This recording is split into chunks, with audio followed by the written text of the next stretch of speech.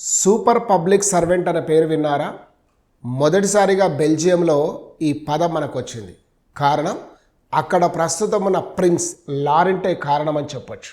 ప్రస్తుతం prince Laurent యువరాజు హోదాలో ఆ దేశానికి వస్తున్న విదేశీ ప్రతినిధులను కానీ తను ఇతర దేశాలలో ప్రభుత్వ హోదాలో పర్యటించినప్పుడు కలుసుకోవడం వల్ల దీనికి నిమిత్తంగాను ఆయనకు ప్రతి సంవత్సరం €1,00,000 $1,10,000 లభిస్తున్నాయి.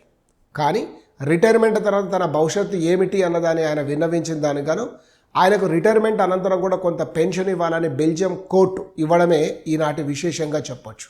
మరి ఈ యువరాజు గారు ఈరోజు కోర్టుకు వెళ్ళారు.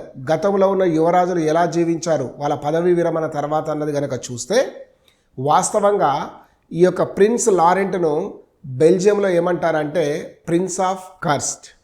ఎందుకు ఈయన కర్స్డ్ శాపం అయ్యింది అన్నది కనుక చూస్తే ముఖ్యంగా 2011లో ప్రభుత్వ అనుమతి లేకుండా కాంగోలో పర్యటించి జోసెఫ్ కబీలా అనే ఆ దేశ అధ్యక్షుడిని కలుసుకోవడం ఒకటైతే, రెండవది లిబియాలో పర్యటించినప్పుడు ఆనాడు లిబియా అధ్యక్షుడైన మొహమ్మద్ గడాఫీ వ్యతిరేకులతో చర్చలు జరపడం, 2018లో ప్రభుత్వ అనుమతి లేకుండా చైనా ఎంబసీలో జరిగిన ఒక సెలబ్రేషన్లో నావల్ డ్రెస్లో ఆయన హాజరయ్యి అందరిని ఆశ్చర్యపరచడం వల్ల ఈయనకు కొంత పెన్షన్లో నష్టం అనేది జరిగింది అని మనం తెలుసుకోవచ్చు. దానికి విముక్తి కూడా ఇప్పుడు ఆయనకు లభించింది. ఇది ఈనాటి వీడియో.